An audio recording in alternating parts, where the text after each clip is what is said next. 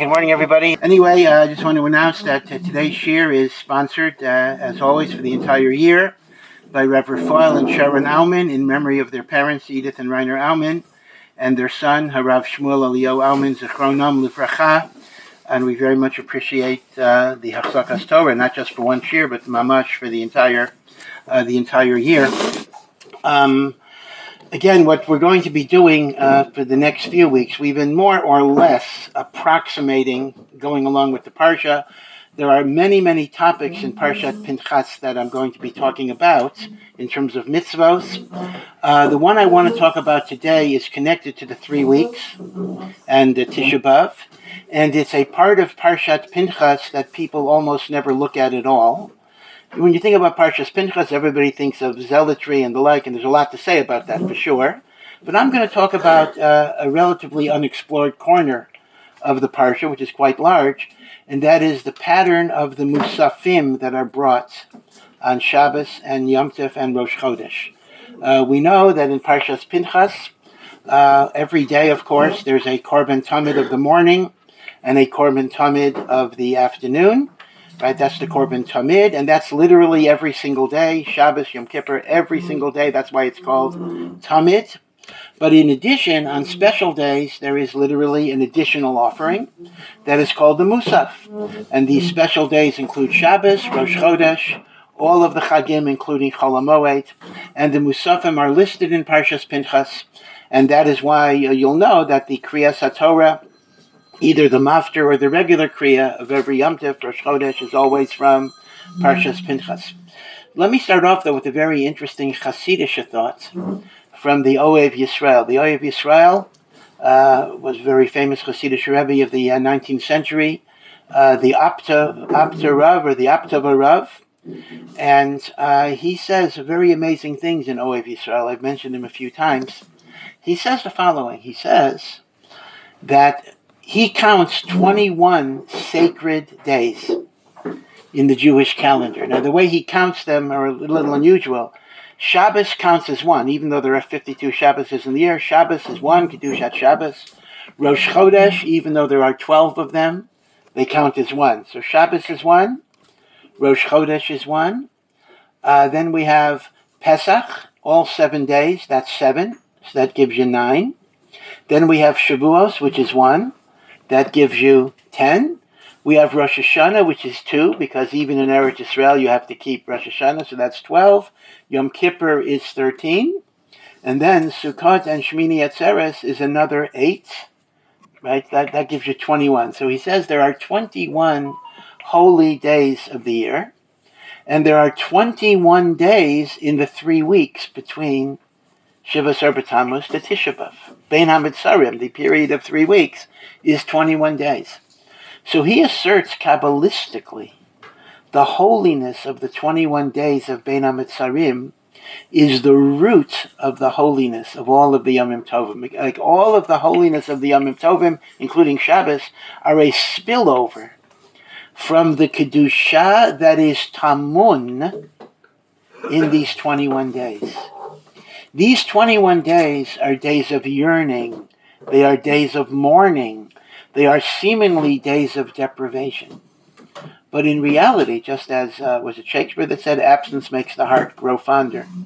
The idea that in our sense of absence from God, in our sense of distance from God, there is actually a stronger closeness that is generated. And that closeness is so powerful that the spillover from that closeness are the 21 Yomim Tovim. That's why he makes the point that based on the calendar, Parshat Pinchas will either be right before the 17th of Tammuz, or like this year, right after the 17th of Tammuz. Because since Pinchas has the Musafim, the holy days, all of the holy days come from the hidden holiness that has to be shrouded in darkness. And the OUisrael says that's why when Mashiach comes, these very days of deprivation will become days not just of non-mourning, but there will be days of sason and simcha. This is what the Navi Zechariah says, that these fast days will be days of sason and simcha. And it's very, very interesting. To this very day, there are aspects of Tisha B'Av that reflect the simcha, so to speak, in potentiality. We don't say Tachanun on Tisha B'Av. It is called a moed. Now, moed means an appointed time, but normally it's connected to happy days, holidays. And there's an old minhag, what did they say, an old minhag of Yerushalmi women, I'm not sure how widely it's practiced today, that Tisha B'Av in the afternoon, they would sweep the house. As if to say, we have to get ready for the Mashiach. On Tisha B'Av itself, we have to get ready for the Mashiach. The Geula is coming. So, who knows? Obviously, I'm not going to be a Navi. I know in Eretz Yisrael, people like to be prophets, or like to prophesy, or like to predict, and like to say, this year is the year. Who knows? None of us know. But we have to hope, particularly in a time of adversity, a time of challenge, a time where Klal Yisrael, certainly in Eretz Yisrael and really throughout the world, is facing the resurgence of anti-Semitism and sinah. But once again, just as the sorrows of the 3 weeks contain within them a tremendous holiness that draws us to Hashem, so too the tzaros that Klal Yisrael faces should be a catalyst to make us realize, as the Mishnah says, Ein lanu lihishaen ela al Avinu shebashamayim, that we cannot really rely. We try to be friends with everybody. Okay, certainly try to be friends, but ultimately, as the saying goes, nations don't have friends; they only have interests. I don't recall who said that. So, So we walk together as long as we can walk together, but we have to realize, Hein am levadad yishkon, last week's parsha, we are a nation that dwells alone, and we have to have, as cooperative as we try to be, in Bezras and, Baruch Hashem, the state of Israel, the Jewish people, contribute and help and are involved in every type of endeavor. We don't separate ourselves with any type of antagonism. But in our heart of hearts, we do have to realize that we're kind of alone in the world. It's with us and Hashem. But the truth is, when you're with Hashem, you're not alone. So you have that ultimate power. So that is why the OUisrael says, just to go back to the basic thoughts, that all of the holiness of the Moadim, the 21 holy days, get their Kedusha from the 21 days of Bein HaMetzarim. So as a result, when we study the Musafim, we're really focusing on something that comes from the Bein HaMetzarim. So I'm going to do something fairly technical, but it's really, really nice, because if I were to ask, anybody, tell me what the Musaf of Pesach is, they wouldn't automatically be able to recall it necessarily. But I promise you that after this year, you will be able to answer the question. So you will actually walk away with mastery of a certain knowledge that, I won't tell you to ask your rabbi if but that sometimes even a rabbi will not always be able to answer. So that's kind of the bonus of this particular shir. And this is really based on the Saporno. The Saporno lived in the Italian Renaissance in the 1500s in Italy. He was one of the great biblical commentators. He made his parnasa 2 ways. He was a doctor, and he was a Hebrew tutor to leaders in the Catholic Church in Rome. So actually his clientele included many cardinals. I don't know if he actually taught the Pope, but he taught cardinals Hebrew and the like. In fact, they even use this as a halachic issue because, technically you're not supposed to teach a goy Torah. So the question is teaching somebody Hebrew tantamount to teaching them Torah since you're giving them certain tools? So the poskim actually bring a little bit of a proof from the Saporno, who actually did tutor non-Jewish clerics in Hebrew, that this was not a violation of the prohibition of teaching the Goyim Torah. In fact, it's interesting, if you look at advanced books in Hebrew grammar, and it always astounds me, but, Hebrew is Lashon HaKodesh, but it's also a language, that a lot of the leading scholars in advanced Hebrew grammar, Japanese people, like, why is this Japanese guy writing a book on Hebrew? In point of fact, a lot of the scholarly work in advanced Hebrew is in fact from non-Jewish academics who kind of explored the language. Okay, so now the Saporno, in addition to his commentary on the Torah, wrote a very brilliant introduction to the Torah, which is called Kavanot HaTorah. the purposes of the Torah. So this is a little bit of an essay that is taken from the Kavanot HaTorah. If you have a Mikros Gedolos at home, you might have difficulty finding it, because depending on the edition, in some Chumashim it's printed before Bereshis, which is the logical place to put it. In other editions, it's printed before Vayikra, because much of it deals with Korbanos. So if you don't see it in your Chumash Bereshis, go to Vayikra, and you will find it there. It's called Kavanot HaTorah. And he basically posits the following. There is a basic Musaf structure, and then there are a number of spin-off exceptions. The basic Musaf structure is a 2-1-7 structure.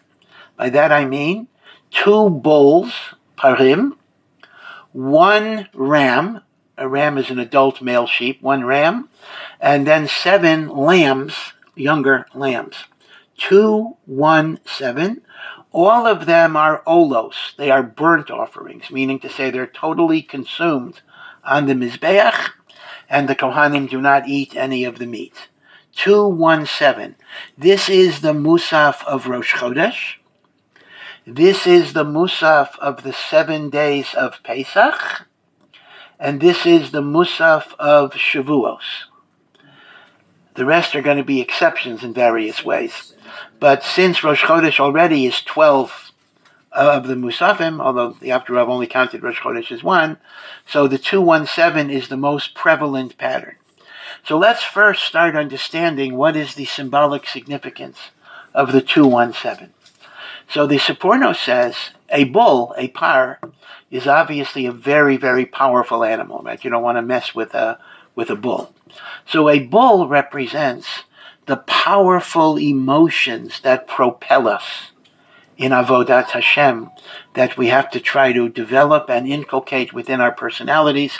And these 2 powerful emotions are Avas Hashem, love of God, and Yiras Hashem, fear of God. But by fear of God, I don't mean the lower level of fear, that you're afraid God's going to punish you, but I mean something along the nature of awe and reverence, right? Even in human terms, if a king or a queen, maybe less so today, but if Queen Elizabeth, when she was alive, would walk into a room, you're not afraid she's going to, even in England, you're not afraid she's going to cut off your head. That's not the way monarchies work today, at least constitutional monarchies. But you'd have a certain sense of awe, reverence, respect the office. Again, whether that applies to the presidents today, I'll leave that another question. But there is a notion of awe and reverence. So in Yira, too, there are 2 different ideas here. There is the basic idea that I have to obey God, because if I don't, there are consequences. That's called Yirat HaOnesh. But real Yira is Yirat HaRomamut, awe, reverence for HaKadosh Baruch Hu. Seen in this way, Yira and Ava are not really opposites. They build on each other. You see, Yiras HaOnesh and Ava seem to be opposite emotions. If I'm scared God's going to hurt me, then it's very hard for me to feel an emotion of love towards the one that's going to hurt me. But if you understand that Yira is not simply fear of punishment, but Yira is a sense of awe and reverence as I contemplate Hashem's ultimate perfection, which is a form of beauty, in fact, the Yira leads to the Ava. They're not contradiction. From the Yira, you come to Ava. In fact, the Rambam seems to indicate that the notion of loving God, has actually 2 components. There is what you might call egotistical love of God. I don't mean that negatively. By egotistical love of God means I love God because he's so kind to me. He's so good to me, whether it's to me or to the world. Meaning, I sense his benevolence. I sense his chesed. I sense his love. So my heart is filled with love, and that's linked to gratitude. Again, egotistical maybe sounds too negative, but it is egotistical in the sense that my love of God is because of what he does for me or does for the world. But the Rambam, and that's certainly a major component of Avas Hashem, is Hakaras HaTov, no question about it. But the Rambam seems to indicate that love exists in a more abstract idea. It's the love of the contemplation of utter perfection. That when a person is confronted with beauty, a person is confronted with perfection. There's a certain love that they feel because they see that which is perfect. You know, a person might say, when I see the Grand Canyon, I am awestruck. And there will be feelings that are akin to love, although obviously you can't really love an inanimate object. You can't love a bunch of stones. So Avat Hashem is predicated both in terms of gratitude and appreciation for the benevolence of God that I see in my life. And it comes from the awe, that's where it builds on Yira, of the utter perfection, which is beauty. That's why the word beauty is used quite often in Tehillim. Hod v'hadar lefanav, right? God is described as beautiful. Beautiful. Now, obviously, that's not beautiful in a physical way, but perfection has a beauty to it. Right? Those of you that studied art, which I did not, so I am hardly any expert at all, understand that there's a whole field of aesthetics that try to identify what makes art beautiful in different ways, and a lot of it is connection to some notion of a Platonic perfection of things. Okay. Be it as it may, therefore, a Jew has to be motivated by two forces, Avat Hashem and Yirat Hashem. You can go through the mitzvot and do them, and every mitzvah you do is important. But without Avat Hashem and Yirat Hashem, the mitzvos lack an inner content. In the language of the Zohar, which the Seporno does not quote, in the language of the Zohar, Avat Hashem and Yirat Hashem are the two wings that bring your mitzvos up to Shemayim. In fact, they tell a story that the Baal Shem Tov once went into a non-Hasidic shul, a misnaged shul, and he said, so many mitzvos in this shul, so many mitzvos, it's amazing, Torah and mitzvos, the shul is so crowded. So people thought the Baal Shem Tov was complimenting them. He said, no, he says, without Avat Hashem and Yirat Hashem, all your mitzvos stay down here. They don't fly up. So I'm saying your shul is full of mitzvahs. They did not go up because of Avat Hashem and Yirat Hashem. Now, every bracha incorporates these two relationships we have with God, the relationship of awe and the relationship of love. Every bracha, or at least many brachos, not everyone, but many brachos, are non-grammatical. They are inconsistent in their diktuk. Let's take the bracha over water, over liquids, or a lot of foods. Baruch atah Hashem. Blessed art you, Hashem. Elokeinu melech haolam. Shehakol niyah bidvaro. Everything has come into existence through His word. So I start off talking to God in second person. Blessed art you, Hashem, that everything came into existence through His word. You see the problem? It should have said, Shakol niya bidvarecha, your word. Right? So second person in diktuk is called nochach. You're speaking to a person directly. Third person is called nistar. It's as if they're not in the room. Right? You often talk to Rosh Hashivas or Gedolim, whatever, in third person, even in English, His Majesty, Her Majesty, etc., and the like. So why does every bracha, or at least some brachas, switch from nochach to nister? So the Avudraham, again, I'm adding on to the Seporno here, the Avudraham says, because in every bracha we are expressing the duality of our relationship to God. When I speak to God, atah, I'm speaking the language of intimacy, the language of friendship, the language of familiarity. Right? Second person, you, do in Yiddish. Not ear. So the concept here is that expresses a relationship of love, friendship, connection, intimacy. And that's wonderful. But then we also have to realize that I can't just treat God like my buddy, that there has to be awe and there has to be reverence. So I switch from the nochach to the nister. To use more highfalutin terms, atah connotes imminence, and nistar connotes transcendence. Imminence is that connection that God is right here with me. Transcendence is God is way beyond me. In fact, I heard from my own Rosh Hashiva, Rav Yaakov Weinberg, that part of the great attraction of Christianity, lahavdil, because it's kind of amazing how many Christians there are in the world. I mean, even Trump is trying to get out the Christian vote and the like. How many goyim does Hashem need? But my Rosh Hashiva said that the attraction of Christianity was that it so emphasized the imminence of God, that God is even willing to die for us, etc.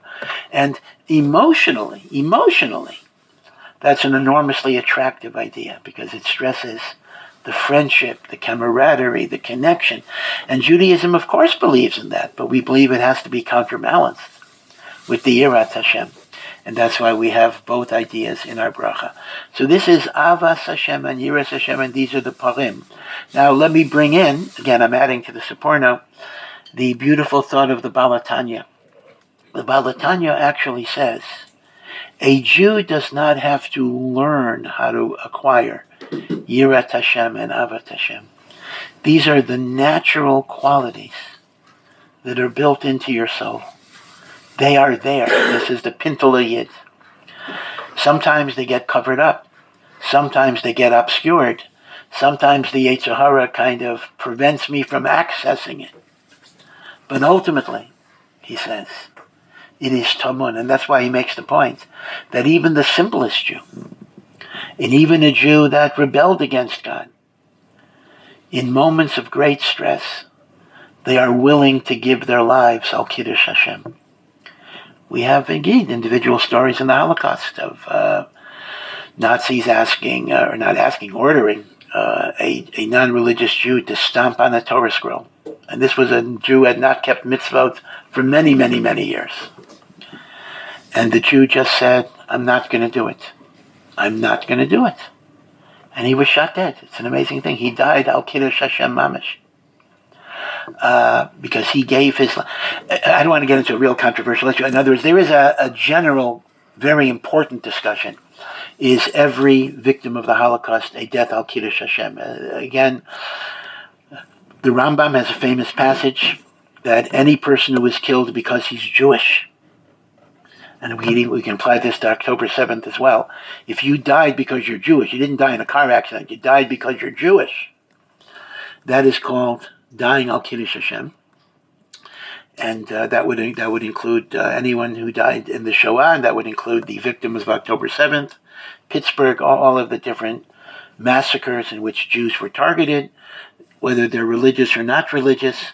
Based on this Rambam, they died al Kiddush Hashem. There are others who take a different view, and they take a view that you die al Kiddush Hashem when you're killed because of your adherence to Torah and mitzvos, and therefore not everybody would be Kiddush Hashem. I don't want to get into that issue. It's a very delicate issue. But all I can say is that this person who got shot because he refused to stomp on a Sefer Torah, under every possible definition, he died al Kiddush Hashem. And where does that come from? That comes from the fact that Tamun in his neshama is Avat Hashem and Yirat Hashem. And even if it normally doesn't come out, there are going to be occasions where it breaks through. Think about, if you remember Daniel Pearl a number of years ago. Was it Al Qaeda, or I don't remember? But he was kidnapped, or ISIS. It wasn't ISIS. Was it ISIS? Okay, I don't remember. But quite literally, they put it. I mean, they put it on YouTube. They took it down. The knife or the sword or whatever is on his neck, and he's told to renounce being a Jew, and he said, "I am a Jew." Got killed on video. Where does that come from? I mean, he was not a religious person. He was intermarried and the like. But the Balatanya predicted this. The Balatanya told us this. that the Avat Hashem and the Yirat Hashem is there. It's not something you learn, and it's not something you can even lose. You can obscure it. Again, I don't want to get too far afield in different Holocaust remembrances, but there was a meeting during World War II between Rav Aaron Kotler, who was together with Irving Bunim, his Meturgaman, and Henry Morgenthau, who was the Secretary of Treasury, and they were trying to negotiate various financial ways to pay off, to get Jews freed, which were technically illegal and the like, but they were trying to work different things out. And Morgenthau initially said he couldn't do it. It would be a violation. The United States cannot give aid to an enemy, and there's no way that he could authorize any type of financial transfers to the Nazis. So Rav Aaron Kotler said in Yiddish, he says, tell Morgenthau that he seems to care more about his job than his people. Now, Bunim didn't want to translate it that way because he didn't want to be offensive, so he just said in English, he says, the rabbi is very upset over this and would like you to rethink. So Rav Aaron somehow understood that Bunim did not communicate this. So he pulls Bunim's jacket and says, say what I said. Don't soften it. So Bunim finally says, well, the rabbi says, maybe you care more about your job than whether Jewish people live or die.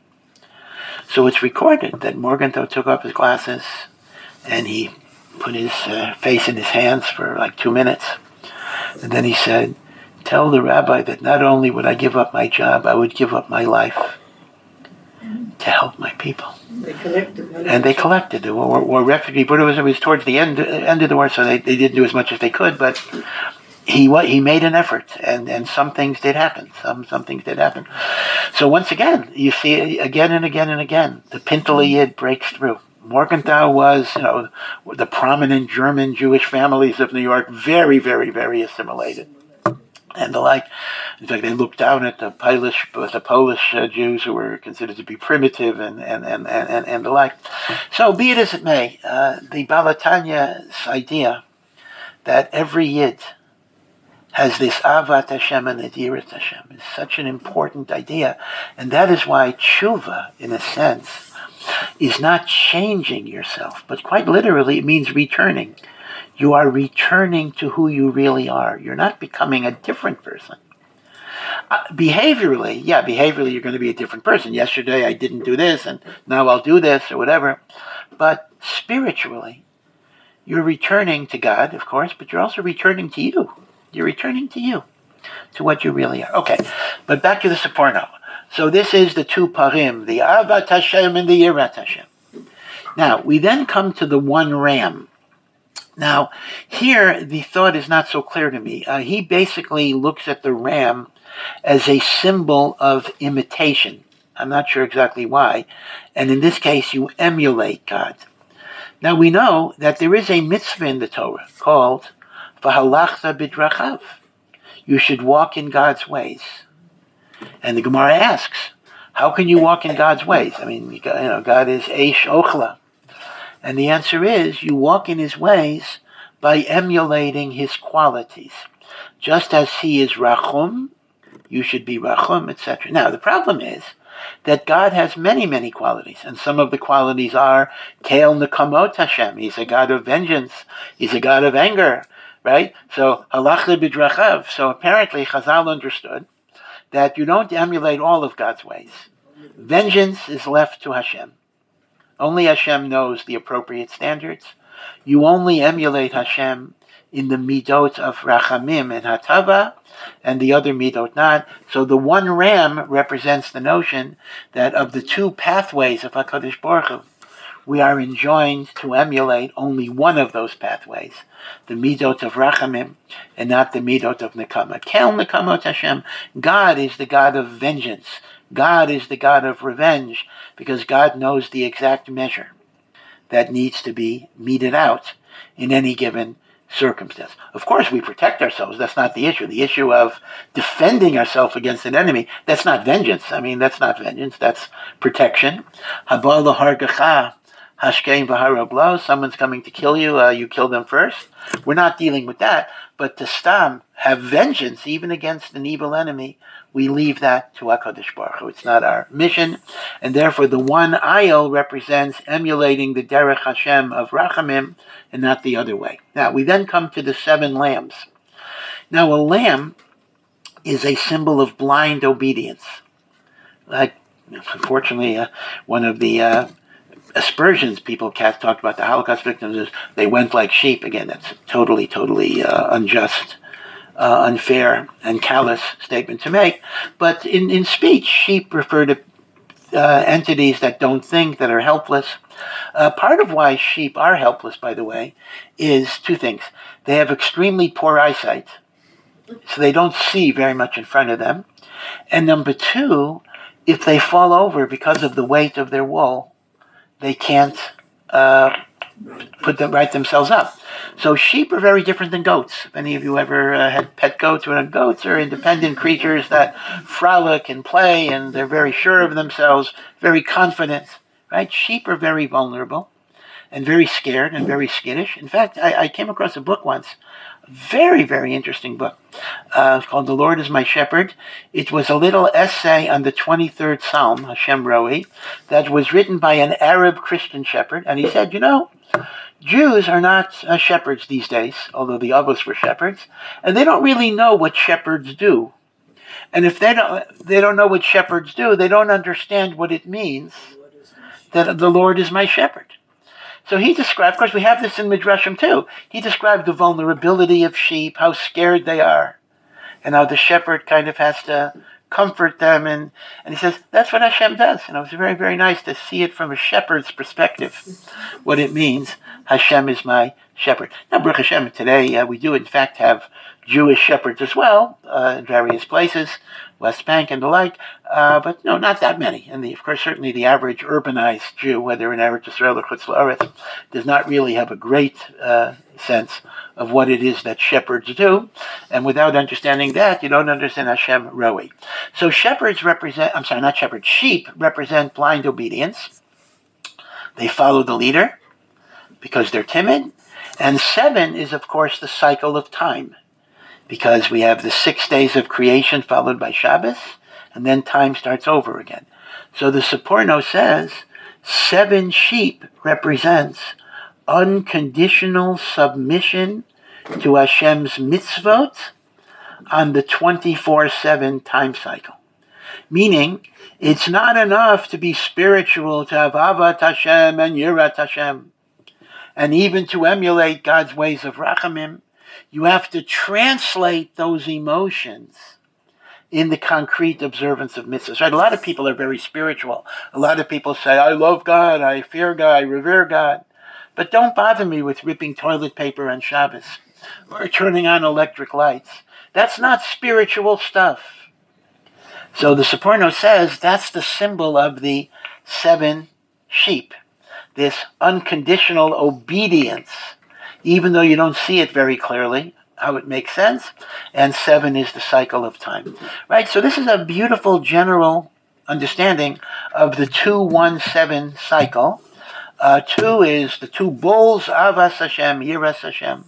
The 1 ram is emulate Hashem's qualities of mercy, but not those of vengeance.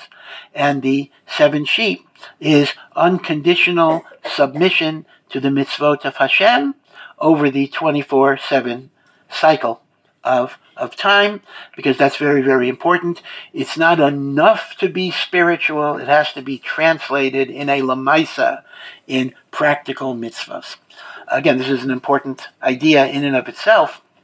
In fact, one of Rav Chaim Volozhiner's criticisms of early Hasidus was that early Hasidus put such an emphasis on inner spirituality, rightfully so, that there was kind of less focus on the details of halachic observance.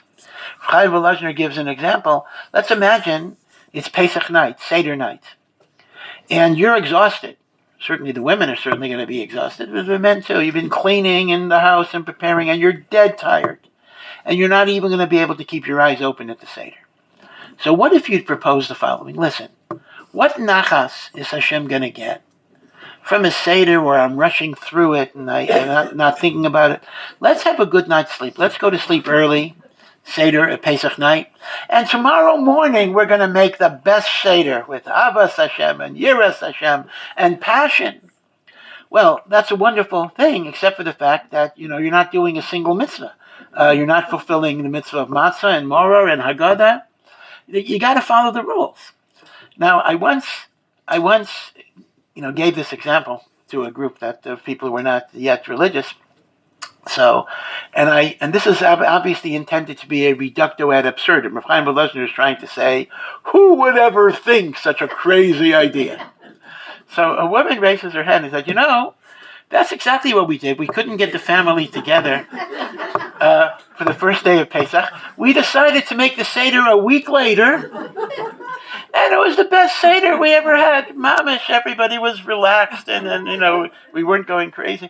So talk about life imitates art, what you think is so crazy that nobody would ever think about it. In fact, people have done it. And the like. So that's why the Seporno ties in the idea that all of your spirituality still has to be rooted in the practicalities of mitzvah. Okay, so 217. Once again, that is the pattern for 12 Rosh Chodeshes, including Rosh Hashanah, which is also a Rosh Chodesh offering, although Rosh Hashanah has a separate Musaf as well, but it has the Rosh Chodesh Musaf. So this is the 12 Rosh Chodeshes. This is the 7 days of Pesach. This is Shavuos. So obviously there are some exceptions here. So let's go over the exceptions. And the Seporno will show us how even the exceptions fit into this symbolism. Exception number 1 and 2 are Rosh Hashanah and Yom Kippur. On Rosh Hashanah, Now, Rosh Hashanah is a little complicated because Rosh Hashanah is the only holiday that is also Rosh Chodesh Tishrei. So people don't realize this, but therefore on Rosh Hashanah there were 2 sets of Musafim that were brought. There was a Musaf of Rosh Chodesh that was a 217, same as every Rosh Chodesh, but then there was a special Rosh Hashanah Musaf that was a 117. Interestingly, you'd think the Musaf of Rosh Hashanah should be upgraded. Actually, it's less. Meaning, instead of 2 bulls, it was 1 bull, 1 ram, 7 sheep. And Yom Kippur as well, I'll deal with them together. We're not dealing with the Kodesh HaKadoshim service. That's a separate thing. We're dealing with a Musaf that was outside, in other words, in the regular Mizbeach, was also a 117. And I should add a third one to the list. Shmini Atzeres, I'll get to Sukkot as a whole, is 117. Okay, so Rosh Hashanah, Yom Kippur, Shmini Atzeres, 117. So the ram and the sheep is the same meaning. The ram is emulate God's ways of kindness. The sheep is unconditional obedience over the cycle of time. But why is the bull different? So the Seporno says the following. If the 2 bulls emphasize Avat Hashem and Yirat Hashem, there are going to be times of the year in which one emotion is supposed to be predominant over the other emotion. Rosh Hashanah and Yom Kippur are called Yamim Nochaim, days of awe. Our life is in the balance. God is judging who will live and who will die, what will happen to us in the course of the year. On Rosh Hashanah, there's a kesivah, a preliminary judgment. Right, by Rosh Hashanah, Yikosevun, Uviyom Tzom Kippur Yechosemun. Remember the Nisana Tokef, the very powerful description of the awesomeness of God's judgment. That's why we don't say Hallel on those days. So as a result, the Seporno says, you don't bring 2 bulls, because for Rosh Hashanah and Yom Kippur, the dominant, not the exclusive emotion, but the dominant emotion is Yira more than Ava. And therefore, instead of the two bulls, that's Ava V'Yira, we only have one bull to emphasize the centrality of Yira, awe and reverence. So that's why Rosh Hashanah is 117, and Yom Kippur is 117. Again, I'm not counting the Kodesh HaKadoshim Korbanos. Now, Shmini Atzeres is also 117, but he says it's the opposite reason. If Rosh Hashanah, Yom Kippur, the main thing we emphasize is Yira, Shmini Atzeret, the culmination of Sukkot, Zeman Simchatenu, is a time of love. Now, granted, I realize, of course, that this year, Simchat Torah took on a very, very different color, and these are things that we honestly do not understand. But remember, even in Auschwitz, there were, observances in various ways that we have to understand that these are days of love, even when there is apparently anger and fury and punishment. But there is love there in ways that we don't always perceive. And I hope, once again, I hope by next Simchat Torah, all of the Chatufim that are still alive will be reunited with their families, and the Chayalim will be in peace. We don't know. But Beinkach uBeinkach, these are times of love.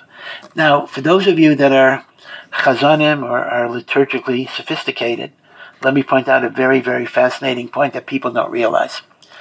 You will remember that on Simchas Torah, generally, Shmini Atzeres, Simchas Torah, and Eretz Yisrael is the same day, there's parts of the liturgy that are sung to the same nusach as Yomim Noraim. Like the Rosh Hashanah Yom Kippur nusach permeates the Simchas Torah liturgy. Right? For example, Arvit would be da da da da da. Right? It's Now, why is that so? So most people think that's just shtick, because they say, well, listen, Rosh Hashanah Yom Kippur is such a serious day, Simchas Torah is a joyous day, so we kind of have the humor of bringing in the solemnity of Rosh Hashanah Yom Kippur. In other words, kind of the humor of the incongruous. But there's a deeper meaning for that.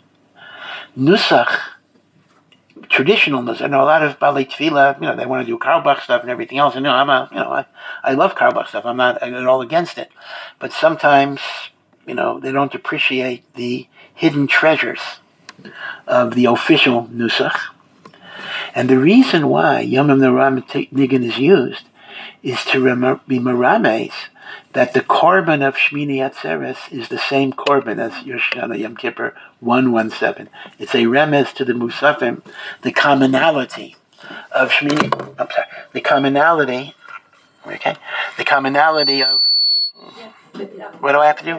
Bring it up. Where it was. Where was it? Okay. Oh. Okay, thank you very much, thank you.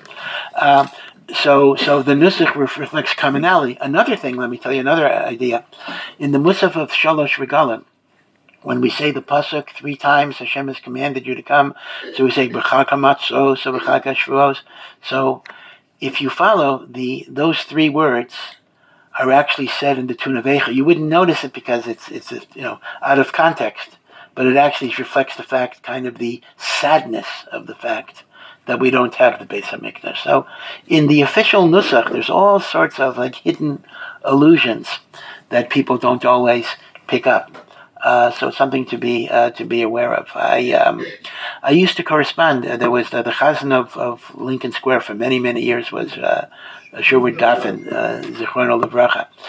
And he was a guy who knew everything about all of this. And it's hard to find. So I used to ask him different questions, and Chabal, I'm not able to ask him anymore, but he would always give me answers, the Kaddish before Tfilas Tal versus the Kaddish before Musaf and Rosh Hashanah, and he gave me a whole thing that the Kaddish of Tfilas Tal was the original Kaddish before Musaf Rosh Hashanah, and then somehow it got changed. So it's wonderful to have a sense of how every single part of our Tefillah, not just the words, but the notes and the tunes, have a lot of deep meaning. Okay, so that's one set of exceptions. Rosh Hashanah, Yom Kippur, is 117 because the emphasis is on Yira, and Shmini Atzeret is also 117 because the emphasis is on Ava, feeling Hashem's love and loving God. Okay. Now, the other exception is Sukkot. Sukkot itself is a huge exception. Sukkot, in a sense, breaks the bank. Sukkot, number one, by far, has the largest number of korbanos, and it works in descending order. So let's talk about the bulls. The bulls.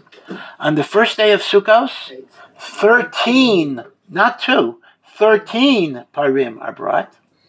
Second day, 12. Third day, 11. Fourth day, 10. Fifth day, 9. Sixth day, 8. And seventh day, Hoshana Rabbah, 7. And then, of course, you move to Shmini Atzeret. So, the Parei HaChag, number one, start off at 13, and they go down to 7. Now, here already, we have a comment in the Gemara that explains this. If you add up the sum of all of the parim of Sukkos, they add up to the number 70. 13, 12, 11 adds up to 70. Chazal tell us there are 70 nations of the world that want to destroy us in various ways. Some destroy us by physical persecution and murder, and some destroy us by assimilation. That's also destroying us, even if they're friendly and the like, assimilation and intermarriage. Now, it's true that there are more than 70 members of the United Nations. There are certainly more than 70 countries in the world.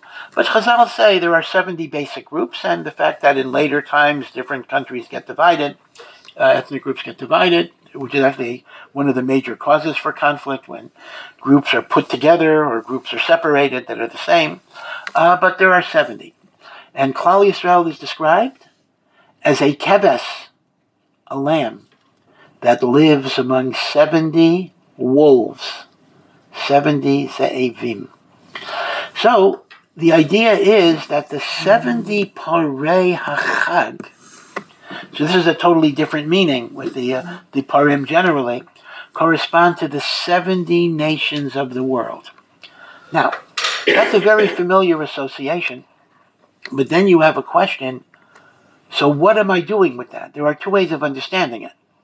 One way of understanding it is we are bringing korbanos on their behalf, that God should bless the nations as well, meaning we're bringing the korban for them. Now, that seems to be the Gemara's understanding in Masechah Sukkah, because the Gemara says that if the nations of the world would understand how much blessing our korbanos brought to them, they never would have destroyed the Beis HaMikdash. Right? So it's that seems to indicate we're bringing a korban for them. On the other hand, the Vilna Gaon makes the opposite observation. Why do the parim go down? So he says we're bringing a korban to diminish their power over us. So as we approach Mashiach, they will have less and less power to destroy us. According to that view, you are bringing the korban not for them, you're bringing the korban to counteract their power. And even though, and we do believe as Mashiach comes, their power gets diminished. And even though you'll argue, well, what do you mean? We're approaching Mashiach, hopefully, and we see a resurgence of sinah and the like. But again, this is described as kind of a candle right before it goes out, has one final burst of energy. Even a human being, before a person dies, there'll sometimes be a certain convulsion.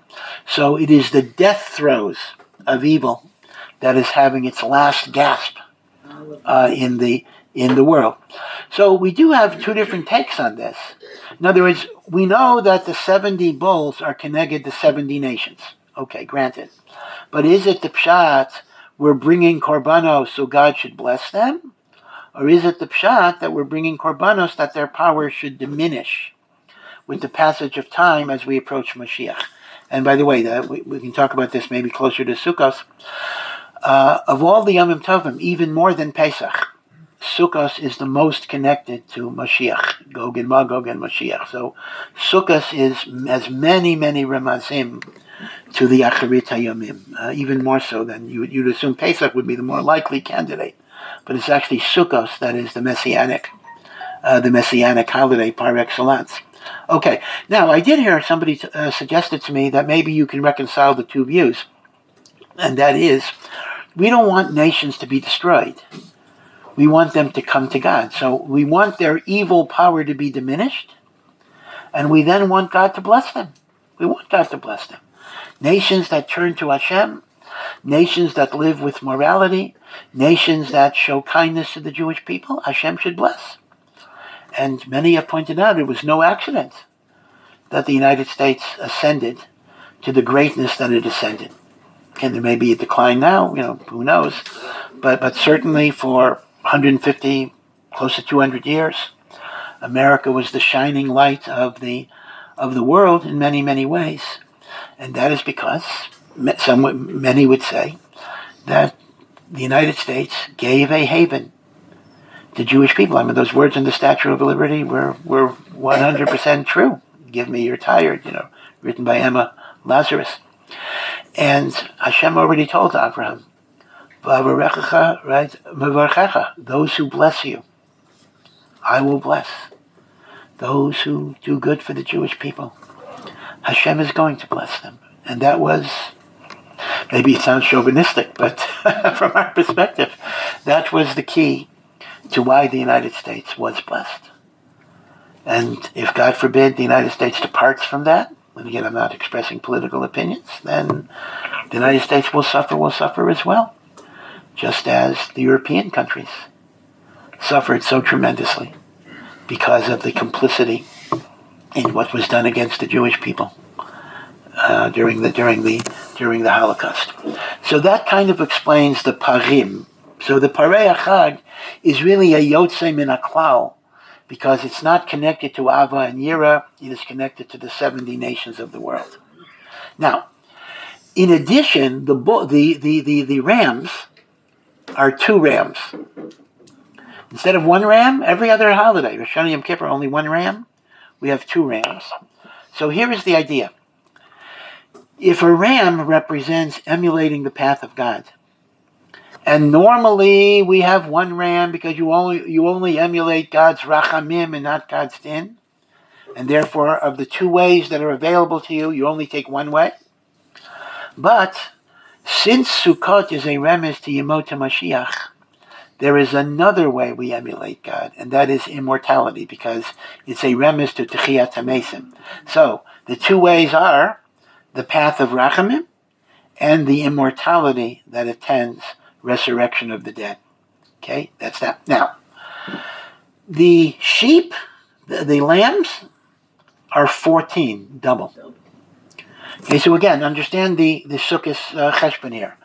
The parim go down in number, from 13 to 7. The rams remain at 2, and the lambs remain at 14. Which is mamash double every other Musaf of the whole year.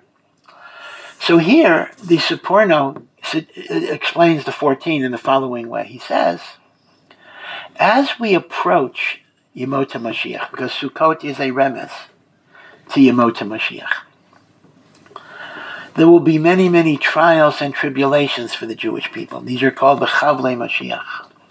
These are called the birth pains of Mashiach. Just like before birth, there is pain and struggle. We hope we've experienced the worst of the Chavlei Mashiach. But who knows? I've mentioned before a teaching of the Vilna Gaon that the final war of Gog and Magog will only be a 12-minute war. Now, nobody understood for 250 years, nobody understood what type of war would take 12 minutes. Now, we horrifyingly understand what could take 12 minutes. A nuclear war, God forbid, or whatever it would be. But there's Chavlei Mashiach. And the Seporno points out, Chavlei Mashiach will not only decimate the Jewish people physically, but even spiritually. I mean, consider, how small a percentage of Klal Yisrael keep the Torah. Not that many. Baruch Hashem, we have Bali Tshuva, we have the Tshuva movement, but the Tshuva movement, ultimately, if you just looked at numbers, and numbers are not the only measure, is really a trickle. It's a trickle compared to the massive, massive numbers, 85% not connected to Torah and mitzvahs. So the Seporno writes, and this is an interesting perspective on Haredi culture, that if the sheep represent blind obedience, and 7 is the cycle of time, 14 represents an intensification of observance of mitzvos in a stricter, higher level, with drabanans added to doraisas. Because when society bedafka is falling apart, and people are becoming spiritually weak, we have to have various fences around the Torah that might not have been necessary in earlier times. I'll leave you to ponder the implications of that, because to some degree that might explain, the insularity, let's say, of much of the religious world, because as the outside world gets more and more degenerate, so we sometimes circle the wagons. Now again, I am not here to advocate that in particular. I'm here just to share with you the Seporno's thought, that he makes the point that Jews are going to have to become more machmir in things as we approach the Messianic age, simply because the societal temptations are going to be greater and greater and greater, and therefore we need to have more siyagim, more fences around the Torah. Now, the truth of the matter is, just on a very basic level, you can see that that's true. If you look at, again, I'm thinking more of the United States, if you look at the decline in the public schools, if you would go into a public school in the 1950s, you would see kind of well-dressed children. They would recite the Lord's Prayer before school, which Rabbi said was actually a good thing, because at least it gave them a sense of God in the world, and the like. And in the 50s, they did a survey as to what teachers considered to be the biggest problems in high schools. So they said chewing gum, spitballs, those were problems, very, very disturbing problems. So they did the same survey like in already the 1990s, a long time ago already. And it was, guns, cocaine, So there was a difference in that. In other words, it used to be at some point, you could send your kid, in fact, many, at a time when day schools were not so prevalent, before World War II, there were kama v'kama people who are Rosh Hashivas today, Gedolim today, who went to public school. And maybe they were even in Christmas plays or whatever it would be. But yeah, they sang carols. So it used to be that civic society had a certain base level of morality and decency in which a religious Jew could survive. Obviously it would have to be augmented with all sorts of things. Today, that's no longer the case. So in a sense, the need for a certain degree of separation, the doubling, so to speak, of the observances would be warranted, because society has degenerated in so many ways. But be it as it may, I just wanted to share with you the Seporno. So now if I ask you, what is the Musaf of Pesach? You will know. What is the Musaf of Sukkot? You will know. So there's a kind of a corner of the Torah that people often do not pay attention to, that the Seporno has given us the key to understand. So have a good week and take care.